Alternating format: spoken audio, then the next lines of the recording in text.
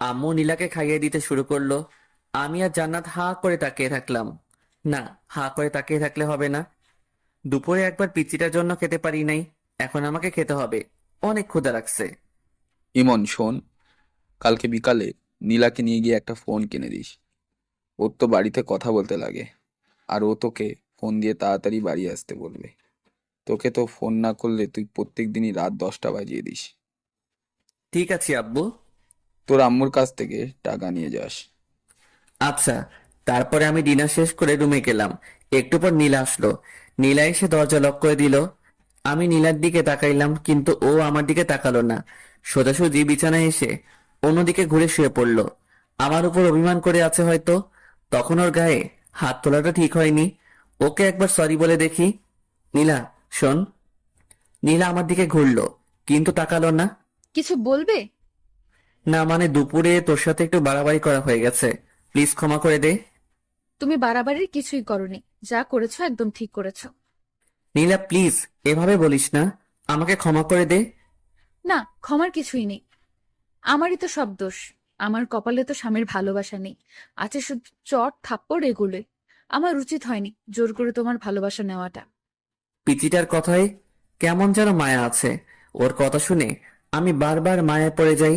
আমি কি বলবো ভেবে পাচ্ছি না। আমাকে কথা বলার সব রাস্তাই পিচ্চিটা বন্ধ করে দিল। আমি শুয়ে পড়লাম। একটু পর পর নীলার দিকে তাকাচ্ছি, কিন্তু ও আমার দিকে তাকাচ্ছে না। যে মেয়েটা সব সময় জড়িয়ে ধরতো, এটা করতো ওটা করতো, আর আজকে চুপচাপ শুয়ে আছে, ভাবা যায়। কিছুক্ষণ পর আমি ঘুমিয়ে পড়লাম। সকালে ঘুম ভাঙতে ভারী কিছু অনুভব করলাম। চোখ খুলে দেখলাম নীলা আমার বুকের উপরে উঠে ঘুমাচ্ছে। আমি বারবার অবাক হয়ে যাই। ঘুমের মধ্যে এই পিচ্চি মেয়েটা কি নাইবা করে, ভেবে পাই না। নীলা ঘুমাচ্ছে, তাই আমি আর ওকে নামিয়ে দিলাম না। আমিও চোখ বন্ধ করে শুয়ে রইলাম। কিছুক্ষণ পর নীলার নড়াচড়া অনুভব করলাম। নীলার হয়তো ঘুমটা ভেঙে গেছে। নীলা আমাকে কয়েকটা কিস করে উঠে গেল। কি মেয়ে রে বাবা! কাল রাতে অভিমান করে আমার কাছে আসলো না, আবার আমি ঘুমানোর পর আমার বুকে আরো যে কিসব করে, এগুলো তো বলতে পারছি না। আমি কিছুক্ষণ পর উঠে শাওয়ার নিলাম। তারপর রুমে এসে একটু পড়তে বসলাম। অনেকক্ষণ পর নীলা এসে বলল, ব্রেকফাস্ট করবে চলো, আর কলেজে যাওয়ার সময় হয়ে গেছে। আমি নীলার পিছু পিছু ব্রেকফাস্ট করতে গেলাম। ব্রেকফাস্ট শেষ করে রুমে এসে ভার্সিটিতে যাওয়ার জন্য রেডি হচ্ছি। নীলাও এসে রেডি হচ্ছে। ও তো কলেজে যাবে।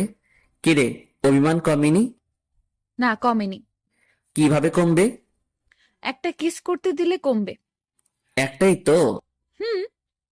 আচ্ছা ঠিক আছে, একটার বেশি করবি না কিন্তু। আমার কথা শেষ না করতেই নীলা আমার কাছে এসে রেডি। আই, তুমি একটু বিছানায় বসো, না হলে কিস করে শান্তি পাবো না। আমি বিছানায় বসলাম। একটার বেশি করবি না কিন্তু। নীলা আমার দিকে এগোতে থাকলো। আমি চোখ নিচু করলাম। মুহূর্তের মধ্যে নীলার ঠোঁট আমার ঠোঁটের সাথে মিশিয়ে দিল। আমি প্রথমে একটু ছাড়ানোর চেষ্টা করলাম, তারপরে নীলা আমার গলা জড়িয়ে ধরলো। কয়েকবার নিঃশ্বাস নিয়ে পুরো 5 থেকে 6 মিনিট আমার ঠোঁট দুটো নীলার আয়ত্তে ছিল। এটা কি করলি? কেন? একটা কিস করতে বললে, তাই একটাই করলাম। তাই বলে এতক্ষণ? সর, এমনিতেই ব্রাশ করস নাই, তার উপর আবার কিস। তাড়াতাড়ি রেডি হবি, নয়তো তোকে রেখে ভার্সিটিতে চলে যাব।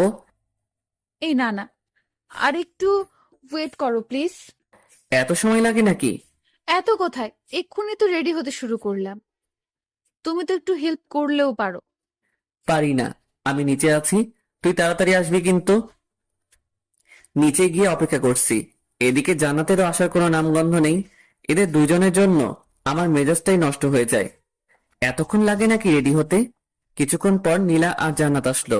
এ কি, তুই এখনো রেডি হস নাই কেন? আমি আজকে যাব না ভাইয়া। কেন, সমস্যা কি? না, সমস্যা নেই। আজকে আমার কোনো বান্ধবী আসবে না, ফোন করেছিল, তাই আমিও যাব না। আচ্ছা ঠিক আছে। আমি বাইক বের করে স্টার্ট দিলাম। নীলাকে বসতে বললাম। নীলা উঠে বসলো। বসার সাথে সাথে আমাকে জড়িয়ে ধরলো। এই কি হচ্ছে এইসব? পড়ে যাবো যে, তাই ধরলাম। পরে যাবি ঠিক আছে, তাই বলে এভাবে ধরতে হবে নাকি? আমি তো পিচ্ছি একটা মেয়ে, এভাবে না ধরলে পড়ে যাব। তুমি চুপচাপ বাইক চালাও তো। তারপরে আমরা দুজন ভার্সিটিতে যেতে লাগলাম। রাস্তার সব মানুষজন আমাদের দিকে তাকাচ্ছে। আমি বাইক থামিয়ে হেলমেট পরলাম। তারপরে আবার যেতে শুরু করলাম। এই, হঠাৎ হেলমেট পরলে যে? তুই যেভাবে জড়িয়ে ধরেছিস, মান সম্মান তো আর রাখবি না, তাই হেলমেট পরলাম, যাতে কেউ চিনতে না পারে। আমি আমার স্বামীকে জড়িয়ে ধরেছি, তাতে মানুষের কি? আমি কোনো কথা বললাম না, সোজাসুজি ভার্সিটির দিকে যেতে থাকলাম। আর এদিকে নীলা একটার পর একটা বকবক করেই যাচ্ছে। কিছুক্ষণ পর আমরা ভার্সিটিতে পৌঁছালাম। বাইক পার্ক করতেই সবাই আমার দিকে অবাক দৃষ্টিতে তাকিয়ে আছে। পাশে সামি, আশিক, হাসিব, নাদিয়া, মিম, এরা সবাই ছিল। আমাদের দুজনকে দেখে ওরা একেবারে আমাদের কাছে চলে আসলো। মামা, একেবারে হিরো হিরোইনরা যেভাবে আসে ঠিক সেইভাবেই যে আসছিস ভার্সিটিতে। তাই নাকি? হিরো হিরোইন বানিয়ে দিলি? কেমন আছেন ভাবি? আলহামদুলিল্লাহ, ভালো। আপনি? আমাদের আর ভালো থাকা। কেন ভাইয়া, কি হয়েছে? তুমি অত বুঝবে না, বড় হও। ও আচ্ছা। তুই এখন ক্লাসে যা। মা, তুই তো তোর বউয়ের সাথে তুই করে কথা বলিস। এটা কেমন অভ্যাস? তোকে এত বুঝতে হবে না, ও একটা পিচ্চি। ওকে আমি যা বলবো ওকে তাই শুনতে হবে। এদিকে নীলা আমাকে আম্মুর ভয় দেখায়, আমাকেই ওর সব কথা শুনতে হয়। তাই বলে তুই তোর বউয়ের সাথে এইভাবে কথা বলতে পারিস না? চুপ থাক তুই। এই চল, প্রথম ক্লাস মিস করা যাবে না। প্রথমবার ক্লাস করছি, চল সবাই। আচ্ছা ঠিক আছে, চল। তারপর আমরা সবাই ক্লাস করতে গেলাম। নীলাও গেল ক্লাস করতে। আমরা দুইটা ক্লাস করে বাইরে এসে আড্ডা দিচ্ছি, আর নীলা ওদিকে ক্লাস করেই যাচ্ছে। চল বাজারের দিকে যাই, সিগারেট না খেয়ে মাথাটা কেমন চক্কর দিচ্ছে। তোরা না কোনো দিনও ভালো হবি না, বুঝলি? এই, আমি ভালো হয়ে গেছি। তুই ভালো হবি, এটাও আমাকে বিশ্বাস করতে হবে। হুম, বিশ্বাস অবিশ্বাস তোর কাছে। আমি তো বাজারে যাব না, আর সিগারেটও খাবো না। হতেই পারে বিয়ের পরে তুই সিগারেট খাওয়া ছেড়েই দিতে পারিস। বউয়ের শাসন বলে কথা না রে। বউয়ের শাসন মানে? ওর মতো একটা পিচ্চি মেয়ে আমাকে শাসন করবে? তুই এটা কিভাবে বলতে পারলি? না, হঠাৎ সিগারেট খাওয়া ছেড়ে দিলি তো, তাই আর বললাম। ওই, তুই না কাল রাতে আমাদের সাথে সিগারেট খাইলি? শালা দিলি তো সব শেষ করে। আমি এদেরকে কোনো রকম বিশ্বাস করাচ্ছি যে আমি আর খাই না, আর তুই জল ঢেলে দিলি। আমি জানতাম ইমন কোনোদিনও সিগারেট খাওয়া ছাড়বে না, তাই কোনোদিনও ভালোও হবি না তুই, কুত্তা একটা। কি? আমাকে কুত্তা বললি? থাম, তোকে দেখাচ্ছি। এই বলে আমি নাদিয়াকে মারতে শুরু করলাম। ওর নরম গালে আস্তে আস্তে চর বসাতে ভালোই লাগে। দিলি তো মেকআপটা নষ্ট করে। যা সর এখান থেকে। আচ্ছা, তোর 2-3 ইঞ্চি মেকআপ আমি ঠিক করে দিচ্ছি। ওয়েট। আমি হাত দিয়ে ঘষে নাদিয়ার মুখ একেবারে এলোমেলো করে দিলাম। একটু সাইডে লক্ষ্য করলাম, দেখলাম নীলা চোখ বড় বড় করে দাঁড়িয়ে আছে। কি রে, তোর ক্লাস শেষ? বাড়িতে চলো। আচ্ছা ঠিক আছে, চল। তারপরে আমরা সবাই নিজ নিজ বাড়িতে যেতে লাগলাম। নীলা দেখছি এবার আমাকে একটুও টাচ করছে না। আবার কি হলো? আসার সময় যেমন দুষ্টামি করছিল, ওর যে একটু পর পর কি হয় কিছুই বুঝতে পারি না। যাই হোক, বাড়ির দিকে যাই। কিছুক্ষণ পর আমরা বাড়িতে পৌঁছলাম। কলিং বেল দিতেই আম্মু দরজা খুলে দিল। আম্মু, তোমার ছেলে আজকে ভার্সিটিতে খুব বাজে কাজ করেছে। কি করেছে রে? তোমার ছেলেকে জিজ্ঞেস করো। এই, কি করেছিস তুই? কই কি করলাম? আমি তো কিছুই করি নাই। মিথ্যা বলছে আম্মু। আচ্ছা, কি করেছে তুই বল তো মা। তোমার ছেলে ভার্সিটির মেয়েদের মেকআপ ঠিক করে দেয় গালে হাত দিয়ে। নীলা, এসব কি বলছে? আম্মু, ওইটা আমার বান্ধবী ছিল, আমরা ইয়ার্কি করছিলাম। গায়ে হাত দিয়ে কিসেরই আর কি? ফ্রেন্ডদের মধ্যে তো একটু একটু এমন হয়। ঠিক আছে, কিন্তু গায়ে হাত দেওয়া যাবে না। এরপর থেকে যেন এরকম কথা না শুনি। ঠিক আছে আম্মু। তারপরে আমি রুমে গেলাম। আমার পিছু পিছু নীলাও রুমে আসলো। এই পিচ্ছি, তুই আম্মুকে বললি কেন? বলবোই তো, 100 বার বলবো। আমাকে বকা খাওয়াতে তোর ভালো লাগে? না লাগে না, কিন্তু তুমি অন্য মেয়েদের গালে কেন হাত দিবে? ওটা তো আমার ফ্রেন্ড ছিল, ওর সাথে আমি মজা করছিলাম। তুমি মজা করো আর যাই করো, আমার ছাড়া অন্য কোনো মেয়ের গালে বা অন্য কোথাও স্পর্শ করতে পারবে না। কেন? তোর সমস্যা কোথায়? নীলা আমাকে জড়িয়ে ধরলো আর বলল, তুমি শুধু আমার, আমি ছাড়া কেউ তোমার ধারে কাছেও আসতে পারবেন না। ছাড় তো, এখন গোসল করব। ছাড়বো কেন? চলো, আমিও গোসল করব। না, আগে আমি তারপরে তুই। বললাম না দুজন একসাথে। আমার কথা না শুনলে কি হবে সে তো দেখতেই পেলে একটু আগে। কবে মুক্তি পাবো? তোর এই ঝামেলা থেকে। যেদিন আমাকে তোমার আপন করে নেবে সেদিনই তুমি মুক্তি পাবে, কোনো দিনও না। তাহলে কোনোদিনও মুক্তি পাবে না। আমি কোনো কথা না বলে ওয়াশরুমে গেলাম শাওয়ার নিতে। নীলাও আমার পিছু পিছু আসলো। আমি শাওয়ারটা ছেড়ে দিলাম। নীলা এসে আমাকে পেছন দিক থেকে জড়িয়ে ধরলো। গোসল করার সময় এগুলো কি ধরনের ফাজলামি? এগুলো ফাজলামি নয়, এগুলো ভালোবাসা। গোসল করার সময় কেউ ভালোবাসা প্রকাশ করে না। সবার সাথে আমার কোনো মিল নেই। আমার যখন যেটা ভালো লাগে আমি তখন সেটাই করি। তাহলে আমার সাথে কেন এগুলো করিস? তুই জানিস না কোনটা আমার ভালো লাগে আর কোনটা ভালো লাগে না? একবার আমাকে আপন করে নাও, তারপর থেকে তোমার সব কিছু ভালো লাগবে। ছাড়বি তুই আমাকে? একবার শক্ত করে জড়িয়ে ধরো, তাহলে ছাড়বো না। পারবো না, তাড়াতাড়ি ছাড় বলছি। আচ্ছা, এখন জোর করলাম না, কিন্তু লাঞ্চ করার পর আমাকে জড়িয়ে ধরবে, না হলে খবর আছে তোমার। তারপরে আমরা দুজন গোসল শেষ করলাম। এই, আমাকে একটু চিরুনি করে দাও না। মানে আমি চিরুনি করতে পারি নাকি? পারবে, এদিকে এসো, একটু সাহায্য করো না। আমি কোনোদিনও কাউকে চিরুনি করে দেইনি। আজকে আমাকে দেবে, এসো প্লিজ প্লিজ প্লিজ। কি করব? এই প্রথম নীলার মাথায় চিরুনি করে দিলাম।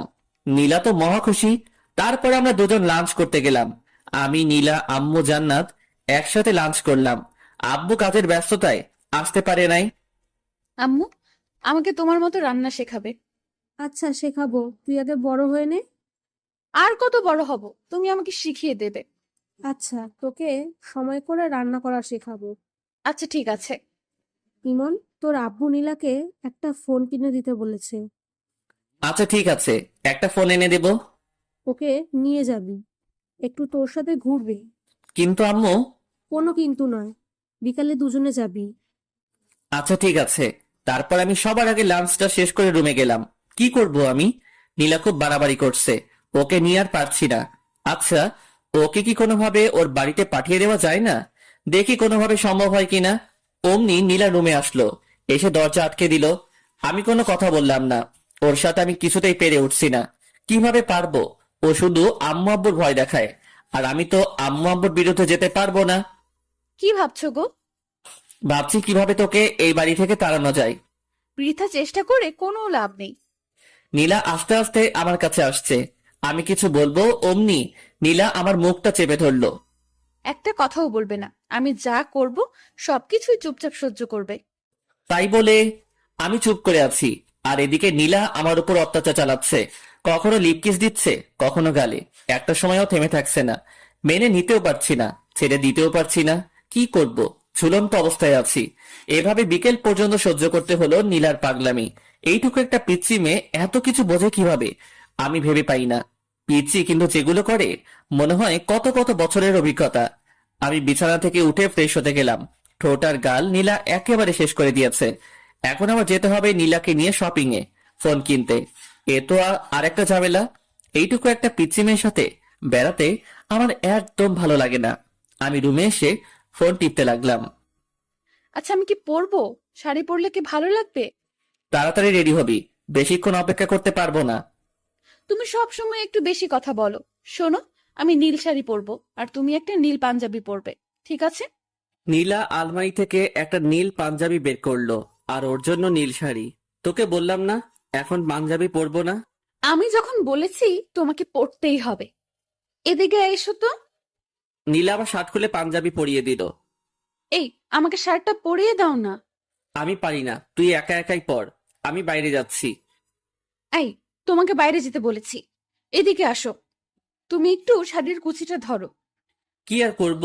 আমি গিয়ে নীলা শাড়ির কুচিটা ধরলাম। এতক্ষণ লাগে নাকি শাড়ি পরতে? তাড়াতাড়ি পর বলছি। তাড়াতাড়ি করছি, একটু ওয়েট করো। আর কতক্ষণ লাগবে? এই তো হয়ে গেছে, এবার কুচিটা দিয়ে দাও। কি? আমি কখনোই পারবো না। তুমি পারবে, তোমার 14 গোষ্ঠী পারবে। তাহলে 14 গোষ্ঠীর কাছ থেকে পরিয়ে নেব। আমি পারবো না। দাও বলছি। তুমি না ছেলে, এত ভয় কিসের তোমার? তাই বলে তোর ওখানে কুচি দিয়ে দেবো নাকি? দেরি হয়ে যাচ্ছে, তাড়াতাড়ি দাও। তারপরে আমি কাঁপতে কাঁপতে নীলার কুচিটা দিয়ে দিলাম। নীলা আমার হাত ওর ওখানে চেপে ধরলো। আমি তো লজ্জায় একেবারে শেষ। কিছু বলতেও পারছি না, কিছু করতেও পারছি না। শুধু মাথা নিচু করে আছে। এদিকে নীলাও লজ্জায় লাল হয়ে আছে, কিছু বলতে পারছে না, শুধু মুচকি হাসছে। এভাবে নীরবময় কিছু মুহূর্ত কাটলো। কিছুক্ষণ পর আমি হাতটা সরিয়ে নিলাম আর অন্যদিকে তাকালাম। নীলা সাজুগুজু করতে ব্যস্ত হয়ে গেল। একটু পরে নীলা বলল, আমি রেডি, এখন চলো। আমি নীলার দিকে তাকাতেই একেবারে অবাক হয়ে গেলাম। এইটুকু পিচ্চি মেয়েটাকে দেখতে অনেক সুন্দর লাগছে। আমি তো আগে কখনো ওর দিকে তেমন তাকাইনি, আজ প্রথম তাকাচ্ছি। নীলা দেখতে যে এত সুন্দর আমি আগে জানতাম না। এই কি দেখছো? আমার লজ্জা করে না বুঝি? কোথায় কি দেখছি? চলো তাড়াতাড়ি। হয়েছে, আর মিথ্যে বলতে হবে না। আমি খুব ভালোভাবে লক্ষ্য করেছি তুমি বড় বড় চোখ করে আমার দিকে তাকিয়েছিলে। আমি কোনো কথা না বলে নিচে নামতে শুরু করলাম। আম্মু আমাদের দুজনকে দেখে একেবারে অবাক হয়ে গেল। অবাক হবে না কেন? এভাবে কাছাকাছি ম্যাচিং কালারের ড্রেস পরা দেখলে যে কেউই তাকিয়ে থাকবে। মার্শাল্লাহ, তোদের দুজনকে দেখতে কিন্তু খুব ভালো লাগছে। খুব মানিয়েছে দুজনকে। হয়েছে, এবার টাকা দাও তাড়াতাড়ি। আমি আম্মুর কাছ থেকে টাকা নিয়ে বাইক বের করছি। এমন সময় নীলা বলল, আজ আমরা বাইকে যাব না, রিকশায় যাব। তোমার ইচ্ছে হলে তুমি আমার পিছু পিছু রিক্সা নিয়ে আসতে পারো। এগুলো কেমন কথা? হ্যাঁ, নীলা যখন বলছে রিক্সা যাবে, তোকে রিক্সা যেতে হবে। যা, রিক্সায় করে যা। আম্মু, আমার রিক্সায় যেতে একদম ভালো লাগে না। অত আস্তে আস্তে কেউ যায়? এত কিছু বুঝি না, তুই নীলামায়ের সাথে রিক্সা করে যা। আচ্ছা ঠিক আছে আম্মু। তারপরে আমি আর নীলা বেরিয়ে পড়লাম। বাড়ির সামনে কিছুক্ষণ দাঁড়াতে একটা রিক্সা আসলো। আমরা রিক্সায় উঠলাম। নীলা আমার কাঁধে মাথা রেখে বক বক করে যাচ্ছে। আমি কোনো কথা বলছি না, চুপচাপ বসে আছি। কিছু বলো, চুপ করে আছো কেন? তোর সাথে কথা বলতে ইচ্ছে করে না? তো কার সাথে কথা বলতে ইচ্ছে করে? তুই চুপ করে থাকতো। আমার চুপ থাকতে ভালো লাগে না, সব সময় তোমার সাথে কথা বলতে ইচ্ছে করে। আচ্ছা তুই বলতে থাক, আমি চুপ করে থাকলাম। আর একটা কথা বলবো না। তারপরে নীলার বক বক শুনতে শুনতে পৌঁছে গেলাম মার্কেটে। কয়েকটা ফোন দেখলাম আর নীলার পছন্দ মতো একটা ফোন কিনে দিলাম। নীলা আমার সাথে সেলফি তুলতে চাইলো, কিন্তু আমি তুললাম না। নীলার জোড়াজোড়িতে ওর সাথে কিছুক্ষণ ঘুরতে হলো। ও জোর করেই কয়েকটা সেলফি তুললো। সন্ধ্যার পর আমরা বাড়ির দিকে রওনা দিলাম। বাড়িতে এসেই ড্রেসটা চেঞ্জ করে ফ্রেশ হয়ে নিলাম। জান্নাত আসলো রুমে। নীলা আর জান্নাত বসে বসে গল্প করছে। আমি ফেসবুকিং করছি। আজ সময় কাটছে না। আজ বন্ধুদের সাথে আড্ডা দিতে যাইনি, তাই একদম ভালো লাগছে না। সিগারেট না খেলে মাথায় কেমন চক্কর মানে। রাতে ডিনার করে এসে শুয়ে পড়েছি। নীলা এসে পাগলামি শুরু করেছে। আমি নীলাকে ছাড়তে বলছি, কিন্তু নীলা আমাকে ছাড়ছে না। দেখো, তুমি আমার স্বামী, আর আমি আমার স্বামীকে একটু আদর করব। মানে কি বলছিস তুই? মানে আজকে আমাদের স্বামী স্ত্রীর সম্পর্ক গড়ে উঠবে। কখনোই না। তুমি আর কতদিন আমাকে কষ্ট দেবে? আমি কাউকে কষ্ট দিই না। কেন তুমি আমাকে কষ্ট দিচ্ছ না? জানি না, আমার একদম ভালো লাগছে না। আমি ঘুমাবো, বিরক্ত করিস না প্লিজ। কিছুক্ষণ পর আমি ঘুমিয়ে পড়লাম। সকালে ঘুম থেকে উঠে একটু অসুস্থ লাগছে, কেমন জ্বর জ্বর লাগছে। নীলা আজকে আগে উঠে গেছে ঘুম থেকে। উঠে তো নীলাকে দেখতে পেলাম না। কিছুক্ষণ পর নীলা রুমে আসলো, এসে বলল, কখন ঘুম থেকে উঠবে? ভার্সিটিতে যাওয়ার সময় হয়ে গেছে, ওঠো তাড়াতাড়ি। তুই আর জান্নাত যা, আজকে আমি যাব না, একটু অসুস্থ লাগছে। কি হয়েছে তোমার? একটু জ্বর জ্বর লাগছে। কই দেখি। এ কি, তোমার তো ভীষণ জ্বর। তারপরে নীলা আমাকে ধরে ওয়াশরুমে নিয়ে গেল। আমি ফ্রেশ হয়ে আসলাম। নীলা আমার জন্য খাবার নিয়ে আসলো। আমাকে জোর করে ও নিজের হাতে খাইয়ে দিল। তারপরে ওষুধ খাইয়ে দিল। নীলার সেবা যত্নে আমি খুব তাড়াতাড়ি সুস্থ হয়ে গেলাম। এই কয়দিন আমি বুঝলাম নীলা সত্যি আমাকে খুব ভালোবাসে। নীলাকেও আমার ভালো লাগতে শুরু করে। আমি ভাবছি নীলাকে আমি আপন করে নেব। আস্তে আস্তে ওকে আপন করে নেব। হুট করে যদি একবার চেঞ্জ হয়ে যায় তাহলে কেমন লাগবে? তার চেয়ে বরং আস্তে আস্তে নীলার কাছে যাই। অসুস্থ থাকায় 2 দিন থেকে ভার্সিটিতে যাওয়া হয়নি। বন্ধু বান্ধবের সাথে আড্ডা দেওয়া হয়নি। আজ বিকেলে বাজারে গেলাম আড্ডা দিতে। সন্ধ্যা হয়ে এসেছে এমন সময় নীলা আমাকে ফোন করলো। হ্যালো। কোথায় আছো তুমি? এই তো বাজারে আছি। তাড়াতাড়ি বাড়িতে চলে এসো। আচ্ছা আসছি একটু পর। তুমি এখনো পুরোপুরি সুস্থ হওনি, তাড়াতাড়ি আসো প্লিজ। আচ্ছা ঠিক আছে। বন্ধুদের সাথে আড্ডা দিয়ে 8টার দিকে বাড়িতে গেলাম। কলিং বেল দিলাম। নীলা এসে দরজা খুললো। এই, তোমাকে না তাড়াতাড়ি আসতে বললাম? তাড়াতাড়িতে চলে আসলাম। এটা তাড়াতাড়ি আসা হলো? রাত 8টা পেরিয়ে গেছে। রাত 8টা আবার দেরি হলো নাকি? আচ্ছা ঠিক আছে, তাড়াতাড়ি ফ্রেশ হয়ে আসো। আচ্ছা ঠিক আছে। পরে আমি ফ্রেশ হয়ে রুমে আসলাম। কি হয়েছে, এত তাড়াতাড়ি বাড়িতে ডাকলি কেন? কিছু হয়নি, তোমাকে একটু আদর করব, তাই বাড়িতে আসতে বললাম। আদর মানে? আদর বোঝো না? আচ্ছা দেখাচ্ছি। আজ নীলাকে দেখতে একদম অন্যরকম লাগছে। কেমন ছটফট করছে আমার ভালোবাসা পাওয়ার জন্য। নীলা আমাকে জড়িয়ে ধরে বিছানায় শুইয়ে দিল। আমি তেমন রিয়েক্ট করলাম না। নীলা আস্তে আস্তে আমার খুব কাছে চলে আসলো। দুজনের নিঃশ্বাস দুজনের মুখের উপরে পড়ছে। আমি নীলার চোখের ভাষা বুঝতে পারলাম, কিন্তু ওর কাছে এগিয়ে গেলাম না। নীলা শুধু ছটফট করছে। আমি সবকিছু বুঝেও নীলার কাছ থেকে সরে গেলাম। আর কত কষ্ট দেবে আমাকে? একবার আসো আমার কাছে। আমি মনে মনে বলছি, হারে পিচ্ছি, আস্তে আস্তেই তোর খুব কাছে চলে যাব। আপন করে নেব তোকে। তুই শুধু একটু ধৈর্য ধর।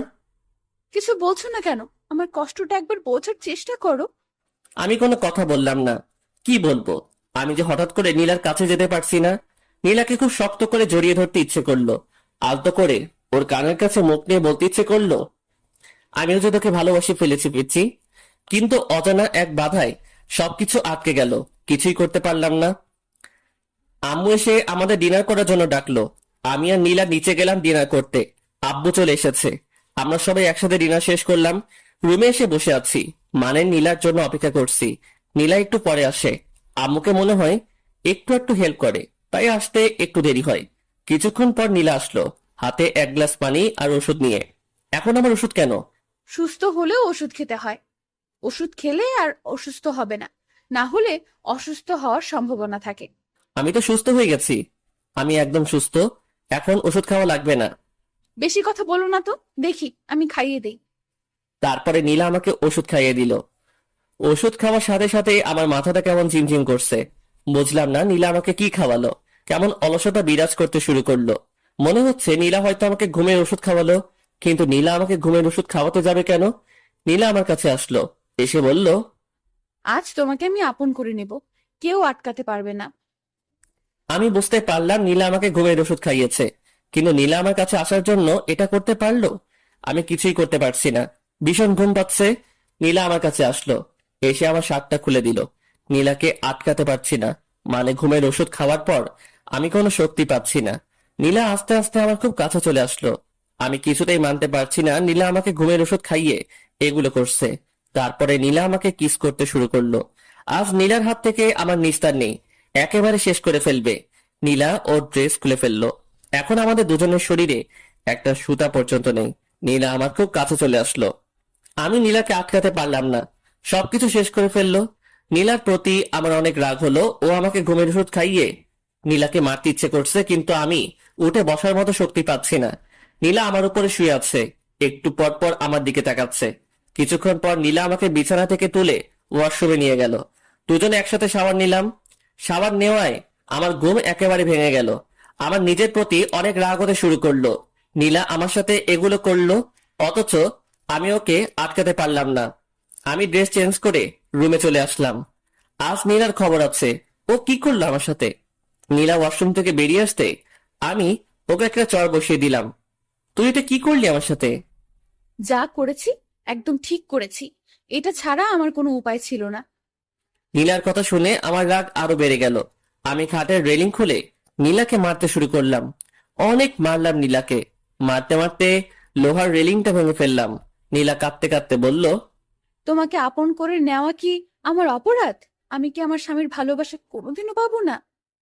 কেন বিয়ে করেছো আমাকে? আমার কি একটা স্বপ্ন থাকতে পারে না? তুই আমার চোখের সামনে থেকে সর। তোর মতো পিচ্চি মেয়েকে আমার সহ্য হয় না।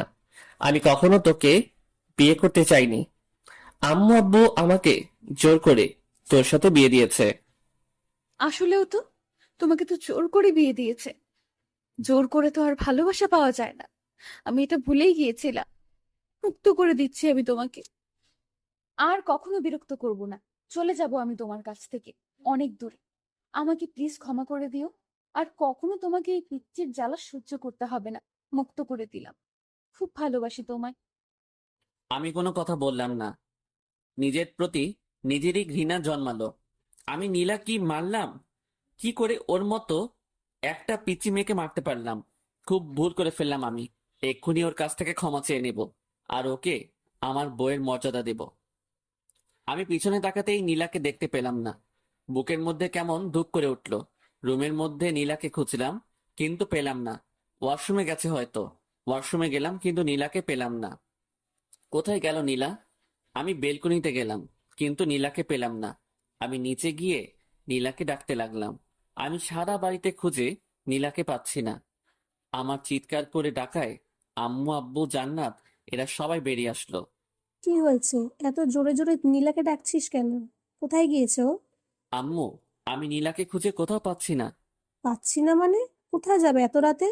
বাড়িতে আছে, দেখ ওয়াশরুমে গেছে হয়তো। না আম্মু, ওয়াশরুমে আমি খুঁজেছি, সারা বাড়িতে নীলাকে খুঁজতেছি, কিন্তু কোথাও পাচ্ছি না। কি বলছিস কি? কিছু হয়েছে তোদের মধ্যে? তারপর আমি সব ঘটনা খুলে বললাম। মানে, নীলাকে বউয়ের অধিকার দেইনি, এসব কথা বললাম। তুই এটা কিভাবে করতে পারলি? যেখান থেকে পারিস তাড়াতাড়ি নীলাকে নিয়ে আয়। আনবো আম্মু, আমি নীলাকে খুঁজে আনবো। আমি নীলাকে কোথাও যেতে দেব না। তারপর আমি বাড়ি থেকে বেরিয়ে পড়লাম নীলাকে খুঁজতে। কোথায় খুঁজবো আমি নীলাকে? কোথায় গেল মেয়েটা? আশেপাশে অনেক খোঁজাখুঁজি করলাম, কিন্তু নীলাকে কোথাও পেলাম না। চোখ দিয়ে জল গড়িয়ে গড়িয়ে পড়ছে। নিজেকে ভীষণ অপরাধী মনে হচ্ছে। আমার কান্না কোনোভাবে থামছে না। আমি নীলাকে খুঁজতে খুঁজতে রাস্তার মাঝখানে চলে আসি। এমন সময় একটা মিনি ট্রাক এসে আমাকে ধাক্কা দেয়। 3 দিন পর আমার জ্ঞান ফেরায়। আমি নিজেকে হাসপাতালে আবিষ্কার করলাম। আশেপাশে লক্ষ্য করলাম, দেখলাম আম্মু চেয়ারে বসে আছে। আম্মু, আমি এখানে কেন? 3 দিন আগে একটা ট্রাকের সঙ্গে তুই অ্যাক্সিডেন্ট করেছিলি। আমার সবকিছু মনে পড়ে গেল। আমি উঠে বেরিয়ে যেতে লাগলাম। আম্মু আমাকে আটকালো। কোথায় যাচ্ছিস তুই? আম্মু, নীলাকে খুঁজে বের করতে হবে। নীলাকে সবাই খুঁজছে, তুই এখন অনেক অসুস্থ, তোকে এখন যাওয়া লাগবে না। না আম্মু, নীলাকে আমি খুঁজতে যাব। নীলার সাথে আমি খুব অন্যায় করেছি। ওকে যেখান থেকে হোক আমাকে খুঁজে বের করতেই হবে। আচ্ছা ঠিক আছে, আগে সুস্থ হয়ে নে, তারপর খুঁজিস। আর শোন, নীলা হয়তো বা অ্যাক্সিডেন্ট করেছে। অ্যাক্সিডেন্ট করেছে মানে? কোথায় নীলা? তোমরা কিভাবে জানলে? আমাদের বাসা থেকে একটু সামনেই সেদিন রাতে আরো একটা অ্যাক্সিডেন্ট হয়েছিল, আর ওটা নীলাই ছিল, কারণ ওখানে নীলার রক্তাক্ত ওড়না পাওয়া গেছে। নীলার অ্যাক্সিডেন্টের কথা শুনে আমার বুকের ভিতর কেমন যেন করছে। নীলার কিছু হয়নি তো? কেমন আছে? কোথায় আছে? তুই কোনো চিন্তা করিস না, আশেপাশের সব হাসপাতালে খবর নেওয়া হচ্ছে, নীলাকে খুব তাড়াতাড়ি পাওয়া যাবে। আম্মুর কথায় একটু স্বস্তি পেলাম, কিন্তু থাকতে পারছি না। না, আমাকে এখন নীলাকে খুঁজতে যেতে হবে। আমি কারো উপরে ভরসা পাচ্ছি না। আমি নিজে নীলাকে খুঁজে বের করব। আমি কারো কথা না শুনে হাসপাতাল থেকে বেরিয়ে পড়লাম। আশেপাশে আমি নীলাকে খুঁজতে শুরু করলাম। আমি কয়েকটা হাসপাতালে খোঁজ নিলাম, কিন্তু ওরা কেউ নীলার ব্যাপারে কিছু বলতে পারলো না। আমার মাথায়, হাতে, পায়ে সব জায়গায় ব্যান্ডেজ। নাড়াচাড়া করায় আমার মাথার ব্যান্ডেজ দিয়ে রক্ত বেরিয়ে পড়ছে। আমি নিরুপায় হয়ে রাস্তা দিয়ে হাঁটছি, আর আমার মাথা দিয়ে টপে টপে রক্ত ঝরছে। কিছু দূর এগুতে আশিক, সামি ওরা আমাকে দেখতে পেল।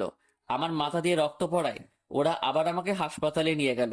ডাক্তার আমার মাথায় আবার ওষুধ লাগিয়ে ব্যান্ডেজ করে দিল। নীলার জন্য আমার ভীষণ কষ্ট হচ্ছে। কোথায় পাবো আমি নীলাকে? নীলাকে ছাড়া আমি আর এক মুহূর্ত থাকতে পারছি না।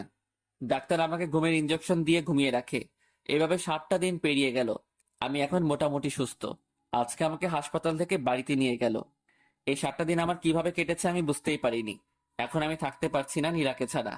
আমার ভীষণ কষ্ট হচ্ছে। নীলাকে একটু দেখার আশায় আমি ছটফট করে বেড়াচ্ছি। এখন আমি নীলাকে খুঁজে বেড়াই। সকাল থেকে শুরু করে রাত পেরিয়ে যায়। আমি নীলাকে খুঁজি, কিন্তু কোথাও পাই না। শহরের আনাচে কানাচে প্রত্যেকটা কোনায় আমি নীলাকে খুঁজেছি, কিন্তু কোথাও পাইনি। ভাবছি ঢাকায় যাব, ওখানে গিয়ে নীলাকে খুঁজবো। আমি বাড়িতে জানিয়ে ঢাকা যাওয়ার উদ্দেশ্যে বের হলাম। রাজশাহী থেকে ঢাকাতে যেতে 6 ঘন্টার মতো সময় লাগে। নীলার কথা ভাবতে ভাবতে আর নীলাকে খোঁজার আশায় আমি ঢাকায় পৌঁছে গেলাম। ঢাকায় গিয়ে একটা হোটেলে রুম নিলাম। তারপর নীলাকে খুঁজতে শুরু করলাম। প্রথমে শহরের হাসপাতালগুলোতে নীলার খোঁজ করতে শুরু করলাম। সারাদিন নীলাকে খুঁজি, মাঝরাত পর্যন্ত খুঁজে বেড়াই। আবার হোটেলে ফিরে আসি গভীর রাতে। নীলাকে কোথাও খুঁজে পাই না। রাতে বাসায় ফিরে ঘুম আসে না। নীলার কথা ভাবতে ভাবতে সকাল হয়ে যায়। এইভাবে 1 মাসের মতো আমি নীলাকে খুঁজি, কিন্তু পাই না। 1 মাস নিয়মিত ঘুম না পাড়ায় আমি একটু অসুস্থ হয়ে পড়লাম। আমি বাড়িতে ফিরে আসলাম। সবার কাছে নিজেকে অপরাধী মনে হয়। আমি সত্যি বড় অপরাধী।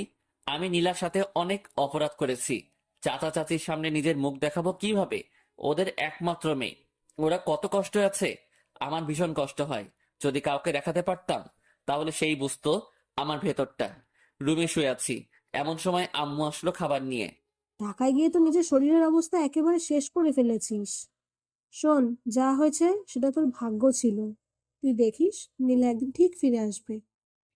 আমি আম্মুকে জড়িয়ে ধরে কান্না করতে শুরু করলাম। আমার ভীষণ কষ্ট হয়, ভীষণ। আমি বুঝতে পারি, তোর দিকে তাকালেই আমি সবকিছু বুঝতে পারি। আম্মু, এখন কি করব আমি? সবকিছু ঠিক হয়ে যাবে, তুই একটু ধৈর্য ধর। তারপরে আম্মু আমাকে খাইয়ে দিল। আমি বসে বসে নীলার সেই দুষ্টুমিগুলো ভাবছি। কত কিছুই না করতো একটু ভালোবাসা পাওয়ার জন্য। আজ আমি ওকে আমার সব ভালোবাসা দিতে চাই, কিন্তু আজ ও নেই। ওদিকে নীলা এখন দুবাইয়ে। নীলা সেদিন রাতে বাড়ি থেকে বের হওয়ার পর কোথায় যাবে, কি করবে, এসব ভাবতে ভাবতে রাস্তা দিয়ে হাঁটছিল। নীলা তো এই মুখ নিয়ে বাসায় ফিরে যেতে পারবে না। নীলা রাস্তা দিয়ে যাওয়ার সময় একটা কারের সাথে ধাক্কা খায়। নীলার মাথায় ভীষণ আঘাত পায়। গভীর রাত্রে রাস্তায় কেউ ছিল না। কারের ড্রাইভারটি নীলাকে তুলে হসপিটালে নিয়ে যায়। কারের ড্রাইভারটির নাম সাইদ। সাইদ নীলাকে হসপিটালে নিয়ে যাওয়ায় নীলাকে হালকা চিকিৎসা দেয়।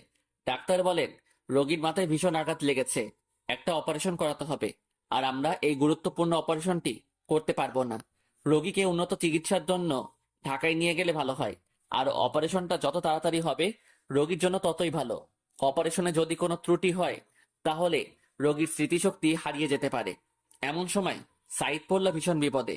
সাইদ কি করবে, কিভাবে নীলার ভালো অপারেশন করাবে? সাইদ তার বাড়ির লোকজনের সঙ্গে কথা বলবে। সাইদ সহ ওদের পরিবারের সবাই প্রবাসে বসবাস করে, মানে দুবাইয়ে থাকে। সাইদ বাংলাদেশে বেড়াতে এসেছে। সাইদের বাড়ির লোকজন বলল মেয়েটিকে নিয়ে দুবাই চলে আয়, এখানে ওকে উন্নত চিকিৎসা দিলে ও খুব তাড়াতাড়ি সুস্থ হয়ে যাবে। সাইদ ডাক্তারের সঙ্গে কথা বলে নীলাকে দুবাই নিয়ে যাওয়ার ব্যবস্থা করলো।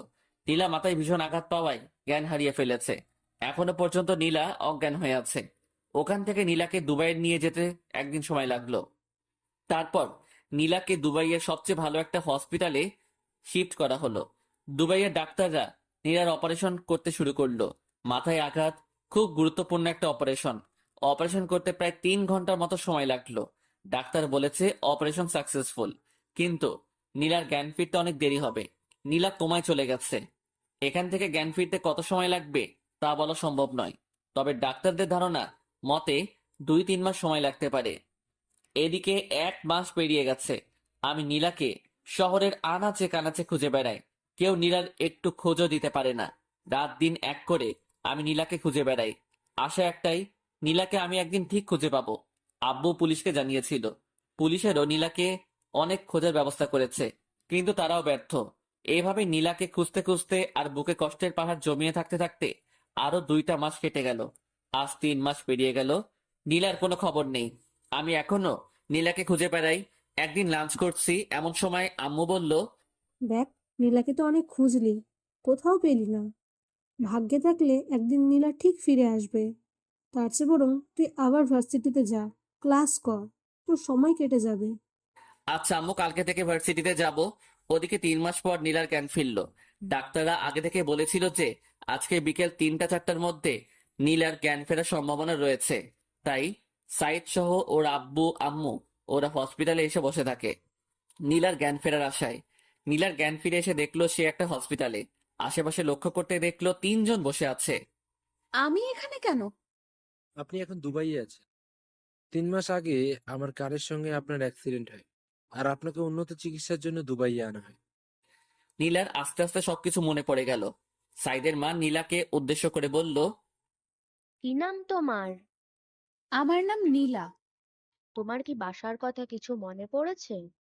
হ্যাঁ, আমার সবকিছু মনে পড়ছে। খুব ভালো। তুমি কোনো চিন্তা করো না, তোমাকে তোমার বাসায় পৌঁছে দেওয়া হবে। নীলা মুখ গোমড়া করলো। কি তোমার বাসার কথা বলায় তুমি মন খারাপ করলে কেন? কি হয়েছে? তোমার সবকিছু আমাকে খুলে বলো। তারপরে নীলা সবকিছু খুলে বলল। বুঝলাম, ছেলেটি এত খারাপ, তোমাকে এভাবে কষ্ট দিল। না, ওকে খারাপ বলবেন না। যতই হোক ও আমার স্বামী। এত কিছুর পরও তুমি ওকে স্বামী বলছো? হাজার অপরাধ করলেও আমার স্বামী। আমি ওকে ভীষণ ভালোবাসি। তাহলে তুমি এখন তোমার স্বামীর কাছে ফিরে যাও, এটাই তোমার জন্য ভালো হবে। না, ও আমাকে মেনে নেবে না, কারণ আমি অনেক পিচ্ছি। ও পিচ্ছি মেয়েদের পছন্দ করে না। তাহলে তুমি এখন কি করবে? যেদিকে দু চোখ যায় চলে যাব, কিন্তু আমি ওর কাছে কখনোই ফিরে যাব না। আচ্ছা, আজ থেকে তুমি আমার বাসায় থাকবে। আমার কোনো মেয়ে নেই, তুমি আজ থেকে আমার বাড়ির মেয়ে। নীলা কাঁদতে কাঁদতে আন্টিকে জড়িয়ে ধরলো। আন্টি, তোমরা খুব ভালো, খুব ভালো। আচ্ছা, আমাকে আন্টি বলে ডাকবে না আজ থেকে, আমাকে আম্মু বলে ডাকবে, ঠিক আছে? ঠিক আছে আম্মু। আরো 7 দিন পর নীলা পুরোপুরি সুস্থ হওয়ায় নীলাকে সাইদের বাসায় নিয়ে যাওয়া হলো। নীলা এখন নতুন বাবা মা পেল। এদিকে আমি ভার্সিটিতে যাওয়া শুরু করেছি। ভার্সিটিতে গিয়ে নিয়মিত ক্লাস করি। নীলার স্মৃতি আঁকড়ে আজও নীলাকে খুঁজে বেড়াই। নীলা সেই রক্তমাখা ওড়নাটা এখনো আমার কাছে আছে। ওড়নাটা সব সময় আমার কাছে রাখি। সেই রক্তমাখা ওড়না, এখন তো আর রক্ত নেই, সাদা ওড়না, লাল লাল সব দাগ আছে। সাইদের বাবার একটা নিজস্ব কোম্পানি আছে। নীলা সব সময় বাড়িতে বসে থাকে, তাই নীলা ওর নতুন আম্মুকে অনেক বুঝিয়ে ওদের কোম্পানিতে যায়। ওখানে নীলাকে সবাই ম্যাডাম বলে সম্মান দেয়। নীলার এগুলো শুনতে খুব ভালো লাগে, তাই নীলা নিয়মিত অফিসে গিয়ে বসে থাকে। বসে বসে অফিসে বিভিন্ন কাগজপত্র সিরিয়াল করে। এভাবে চলতে থাকে আমার এবং নীলার দুই দিকে দুই পৃথিবী। নীলার একদিন হঠাৎ খুব বমি হয়, আর সে মাথা ঘুরে পড়ে যায়। ডাক্তার নীলাকে চেক আপ করে বলে নীলা প্রেগনেন্ট। সেদিন রাতে আমাদের মিলন হয়, যার ফলে নীলা আজ প্রেগনেন্ট। নীলার বাচ্চাটিকে নষ্ট করে ফেলতে বলি, কিন্তু নীলা রাজি হয় না। নীলা মনে মনে ভীষণ খুশি। নীলা প্রেগনেন্ট, এটা শুনে নীলা খুশি। মেয়েরা প্রেগনেন্টের কথা শুনলে এমনিতে অনেক খুশি হয়। নীলার আম্মু নীলাকে অনেক সেবা যত্ন করে। এদিকে আমার অনার্স 2য় বর্ষের পরীক্ষা শুরু হয়ে যায়। আমি ঠিক মতো পরীক্ষা দেই। পরীক্ষা শেষ হতে 2 মাসের মতো সময় লাগলো। দেখতে দেখতে আরো 4টা মাস কেটে গেল। আমি এখন অনার্স 3য় বর্ষে উঠে গেছি। সময় আমার কিছুতেই কাটে না। নীলার স্মৃতি আঁকড়ে এখনো বেঁচে আছি। ওদিকে নীলা প্রেগনেন্ট প্রায় 10 মাস হয়ে এসেছে। নীলাকে একটা হসপিটালে ভর্তি করানো হয়েছে। নীলা মা হতে চলেছে। নীলার মধ্যে এক অন্যরকম খুশি বিরাজ করছে। ডাক্তারের পরামর্শ অনুযায়ী দুপুরের দিকে নীলার সার্জারি করা হয়। আলহামদুলিল্লাহ, পুত্র সন্তান, মা ছেলে দুজনেই সুস্থ আছে। নীলা তার বাচ্চাকে পেয়ে অনেক খুশি। এদিকে আমি আজকে ভার্সিটিতে যাইনি। মনের মধ্যে কেমন যেন করছে। আসলে রক্তের টান থাকলে যেটা হয়, আজকে খুব খুব শুধু নীলার কথা মনে পড়ছে। এভাবে চলতে চলতে আরো 3টা বছর কেটে যায়। আমার বিসিএস কমপ্লিট। আম্মু আব্বু আমাকে কোনো চাকরি বাকরি করতে দেয়নি। নিজেদের ব্যবসা সামলাতে হবে। নীলার কথা সবাই ভুলে গেছে, মানে সবাই মেনে নিয়েছে যে নীলা মারা গেছে। আম্মু আব্বু আমাকে আবার বিয়ে দিতে চেয়েছে, কিন্তু আমি বিয়ে করিনি। আসলে বিয়ে করার কোনো ইচ্ছাই নেই। নীলার স্মৃতি আঁকড়ে ধরে বেঁচে আছি, যদিও কাউকে বুঝতেই দেই না যে আমি আজও নীলাকে ভালোবাসি। এখন আমি অফিসে যাই, আব্বুর ব্যবসা সামলাই। আমাদের একটা ছোটখাটো কোম্পানি আছে। আব্বু এবং তার বন্ধু মিলে কোম্পানিটা চালায়। আমিও অফিসে গিয়ে অফিসিয়াল কিছু কাজ করি। রাতে ডিনার করছি, এমন সময় আম্মু বলল, তোর আবার বিয়ে দেবো, তোর জন্য মেয়ে খুঁজছি। দেখো আম্মু, এর আগে তোমাদের ইচ্ছায় বিয়ে করেছিলাম। এখন প্লিজ একটা রিকোয়েস্ট করছি, আমাকে আর বিয়ের কথা বলো না। আমি আর জীবনেও বিয়ে করব না। আমরা না এখন বুড়ো হয়ে যাচ্ছি, আমাদের কি নাতি নাতনির মুখ দেখার ইচ্ছে নেই? নাতি নাতনির মুখ দেখার ইচ্ছা থাকলে তোমাদের মেয়েকে বিয়ে দাও। আমাকে কখনো বিয়ের কথা বলবেন না। আর কেউ কোনো কথা বলল না। আমি ডিনার শেষ করে রুমে গিয়ে শুয়ে পড়লাম। ওদিকে দুবাইয়ে নীলা কাটাচ্ছে অপূর্ণ এক জীবন। মানে, নীলার ছেলে আছে, কিন্তু স্বামী নেই। নীলার ছেলের নাম রেখেছে জিসান। ওর বয়স এখন 3 বছর। নীলাও এখন আমার কাছে ফিরে আসতে চায়, কিন্তু ভয় একটাই, আমি যদি নীলাকে মেনে না নেই। নীলা নিজের মা বাবাকে ছেড়ে চলে গেছে শুধু আমার জন্য। মেয়েটা তো অনেক কষ্ট সহ্য করে আজও টিকে আছে। জিসান তার আব্বুর ভালোবাসা থেকে বঞ্চিত। নীলা জিসানকে বুঝতে দেয় না যে তার আব্বু নেই। জিসান ওর আব্বুর কথা জিজ্ঞাসা করলে নীলা বলে, আমি তোর আব্বু, আমি তোর আম্মু। সাইদের দুবাইয়ের কোম্পানির সাথে আমাদের কোম্পানির একটা ডিল হয়।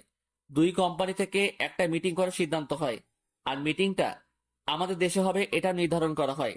সাইদ গিয়ে নীলাকে বলে, বাংলাদেশের একটা কোম্পানির সঙ্গে আমাদের একটা মিটিং আছে, আমরা বাংলাদেশে যাব। তুমি আমাদের সাথে যাবে? না, আমি বাংলাদেশে যাব না। বাংলাদেশেই তো যাচ্ছি, তোমাদের বাড়িতে তো না। আমরা গিয়ে ওখানে একটা মিটিং করব, আর ওখানে 1 মাস থাকবো। ভাবছি আব্বু আম্মু ওদেরকে নিয়ে যাব। তাই বলছি, তুমিও আমাদের সাথে চলো। হ্যাঁ নীলা, তুমিও আমাদের সাথে যাবে, আমরা বাংলাদেশ থেকে ঘুরে আসি। আচ্ছা, তোমরা যখন বলছো তাহলে যাব। আচ্ছা ঠিক আছে, সামনের ফ্লাইটেতে আমাদের ফ্লাইট। তারপর শুক্রবারের ফ্লাইটে নীলা, জিসান, সাইদের আম্মু আব্বু সহ অফিসের কিছু লোকজন ওরা সবাই বাংলাদেশে চলে আসে। ওরা এসে একটা হোটেলে বুকিং হয়। আর মিটিংটা হবে আমাদের কোম্পানিতে। 2 দিন রেস্ট নেওয়ার পর আমাদের কোম্পানিতে সাইদের আব্বু, নীলা আর কোম্পানির লোকজন ওরা মিটিং করতে আসে। আমরা একটা প্রজেক্টের ডিল নিয়ে মিটিং করব। আমি আব্বু খুব তাড়াতাড়ি অফিসে চলে আসি। অফিসের আরো লোকজন নিয়ে আমরা মিটিং করার জন্য প্রস্তুতি নেই। মিটিং 10টায় শুরু হয়। 2 কোম্পানির প্রায় 20 জন নিয়ে মিটিং করা হয়। আমরা মিটিং শুরু করার আগেই সবার সাথে হ্যান্ডশেক করতে গেলাম। সবার সাথে হ্যান্ডশেক করছি আর নিজেদের নাম বলছি। সাইদের সঙ্গে হ্যান্ডশেক করতে গেলাম। ইমন ইসলাম। সাইদ হাত বাড়িয়ে বলল। সাইদ চৌধুরী। তারপরে পাশে হ্যান্ডশেক করতে গেলাম। একটা মেয়ে হাত বাড়িয়ে বলল। নীলা চৌধুরী। আমি নীলার মুখের দিকে তাকিয়ে থাকলাম। নিজের চোখ দিয়ে কি দেখছি বিশ্বাস করতে পারছি না। আমার চোখের সামনে নীলা দাঁড়িয়ে আছে। মুখ দিয়ে কোনো কথা বের হচ্ছে না, গলা শুকিয়ে আসছে। আমি কোনো রকম হ্যান্ডশেক করে আমার নাম বলে বসে পড়লাম। কিছুই বুঝতে পারছি না। আজ প্রায় 4 বছর পর নীলা আমার চোখের সামনে। আমি নীলার দিকে তাকাচ্ছি, কিন্তু নীলা আমার দিকে একবারও তাকাচ্ছে না। নীলার আগে যার সাথে হ্যান্ডশেক করলাম উনি বলল ওনার নাম সাইদ চৌধুরী, আর নীলা বলল ওর নাম নীলা চৌধুরী। কি আজব, নীলার মনে হয় ওনার সাথে বিয়ে হয়েছে। যাক, তাও খুশি হলাম। নীলা তো বিয়ে করে সুখে আছে। আজ আমি অনেক খুশি। তারপরে মিটিং এর দিকে মনোযোগ দিলাম। মন কিছুতেই বসছে না। আজকের মতো মিটিং শেষ হলো, কিন্তু সম্পূর্ণ ডিল নিয়ে আলোচনা করা হলো না। তাই কালকে আবার মিটিং করা হবে। আমি বাড়িতে গিয়ে সরাসরি রুমে চলে গেলাম। চোখ দিয়ে খুব জল ঝরছে। আজ আমি অনেক খুশি। আজ নীলাকে দেখলাম, তাও তো নীলা সুখে আছে। এটা দেখেই অনেক ভালো লাগছে। পরের দিন আমি খুব তাড়াতাড়ি অফিসে চলে গেলাম। এমন সময় সাইদের একটা ফোন আসলো। সাইদ একটু সাইডে গিয়ে ফোনটা রিসিভ করলো। নীলা আমাকে উদ্দেশ্য করে বলল। কেমন আছেন মিস্টার রিমন? হ্যাঁ, ভালো আছি। আপনি? আমিও খুব ভালো আছি। তা আপনার বড় ওয়াইফ কেমন আছে? মানে? না, আপনার তো পিচ্চি পছন্দ হয় না, তাই বলছি আপনার বড় ওয়াইফ কেমন আছে? আমার কোনো বড় ওয়াইফ নেই। কেন এখনো বিয়ে করেন নাই? না, কারো অপেক্ষায় ছিলাম। সত্যি বলছেন? হ্যাঁ, কিন্তু এখন আর নেই। এখন সে তার স্বামী সন্তান নিয়ে খুব সুখে আছে, তাই। একদম তাই। তারপর আমি জিসানের সঙ্গে কিছুক্ষণ কথা বললাম। মিটিং এর সময় হয়ে গেছে, তাই জিসানকে নামিয়ে দিয়ে আমরা মিটিং করতে গেলাম। জিসানকে নীলা ওর ফোন দিয়ে পাশের একটা রুমে বসিয়ে দিল। জিসান সম্ভবত ফোনে গেম খেলছে। আমরা সবাই মিটিং করতে বসলাম। প্রজেক্ট নিয়ে বিভিন্ন আলাপ আলোচনা করলাম। মিটিং করা শেষে সাইদের কোম্পানির সঙ্গে আমাদের কোম্পানির খুব ভালো একটা বন্ধুত্ব হয়ে গেল। আমরা মিটিং শেষ করে সবাই একসাথে লাঞ্চ করলাম। শেষবারের মতো নীলার দিকে একবার তাকালাম। নীলা হয়তো আবার চলে যাবে দুবাইয়ে, তাই শেষবারের মতো আমি নীলার মুখের দিকে তাকিয়ে আছি। হঠাৎ নীলাও আমার দিকে তাকালো। আমি নীলার দিক থেকে চোখ সরিয়ে নিলাম। লাঞ্চ শেষে একটু রেস্ট নিয়ে ওরা সবাই চলে যেতে লাগলো। আমরা ওদেরকে একটু এগিয়ে দিতে গেলাম। হঠাৎ জিসান এসে আমার পা জড়িয়ে ধরলো। আমি জিসানকে কোলে তুলে নিলাম। একটু আদর করে জিসানকে নামিয়ে দিলাম। ওরা গিয়ে গাড়িতে উঠলো। নীলা গাড়ির গ্লাস খুলে আমার দিকে তাকালো। দেখলাম নীলার চোখ দিয়ে জল পড়ছে। আমার সাথে অনেকদিন পর দেখা হলো, তাই হয়তোবা কাঁদছে। এটা খানিকের কষ্ট, একটু পরে আবার ঠিক হয়ে যাবে। আমিও গাড়ি ড্রাইভ করে বাড়িতে চলে আসলাম। বাড়িতে এসে শাওয়ার নিলাম। রুমে বসে শুধু অফিসের কথাই ভাবছি। জিসানের মায়ায় পড়ে গেছি। জিসানকে আমার খুব আপন আপন লাগছে। ওদিকে নীলা হোটেলে গিয়ে ভীষণ কান্না শুরু করেছে। নীলার আম্মু নীলার সাথে কথা বলে কিছু জানার চেষ্টা করছে, কিন্তু নীলা কিছু বলছে না, শুধু কেঁদে চলেছে। অনেক চেষ্টা করে নীলার আম্মু জানতে পারলো যে আজকে আমার সাথে নীলার দেখা হয়েছিল। কাঁদছো কেন তুমি? আম্মু, ইমন ভালো নেই। তুমি কিভাবে জানলে ও ভালো নেই? ওর সাথে কথা বলেছি। ও এখনো বিয়ে করে নাই, এখনো আমার অপেক্ষায় আছে। কি বলছো কি? তুমি তো বলেছিলে ও তোমাকে সহ্য করতে পারতো না, তাহলে এখনো তোমার জন্য অপেক্ষা কেন করছে? আমি কিছু জানি না আম্মু, আমার এখন ভীষণ কষ্ট হচ্ছে। তুমি একদম কষ্ট পেও না। তোমার স্বামী যখন তোমার জন্য এখনো অপেক্ষা করে আছে, তাহলে তোমার ওর কাছে ফিরে যাওয়া উচিত। কিন্তু আমি কিভাবে ওর কাছে ফিরে যাব? তুমি কোনো চিন্তা করো না, আমরা সব ব্যবস্থা করব। এদিকে আমি শুধু বারবার নীলা আর জিসানের কথা ভেবে চলেছি। নীলা এখন বড় হয়ে গেছে। না, আমি কি সব ভাবছি। নীলা তো এখন অন্য কারো বউ। এসব নিয়ে আমার না ভাবাই ভালো। আমি রাতে এটা সেটা ভাবতে ভাবতে ঘুমিয়ে পড়লাম। সকালে ঘুম থেকে উঠে দেখলাম একটা নাম্বার থেকে বেশ কয়েকবার ফোন এসেছে। আমি ফোনটা ব্যাক করলাম। ফোনটা রিসিভ করতে ওপাশ থেকে বলল, হ্যালো মিস্টার ইমন, আমি সাইদ চৌধুরী। ও আচ্ছা, কি খবর? আপনার সাথে কিছু কথা আছে, দেখা করতে পারবেন? হ্যাঁ অবশ্যই, কোথায় আসবো? আমি একটা জায়গা টেক্সট করে দিচ্ছি, ওখানে চলে আসুন। আচ্ছা ঠিক আছে। তারপর আমি ফ্রেশ হয়ে ব্রেকফাস্ট করে চলে গেলাম টেক্সট করা জায়গায়। গিয়ে দেখলাম সাইদ চৌধুরী বসে আছে। আরে মিস্টার ইমন, আসুন, এখানে বসুন। জি ধন্যবাদ। তা আপনার দিনকাল কেমন কাটছে?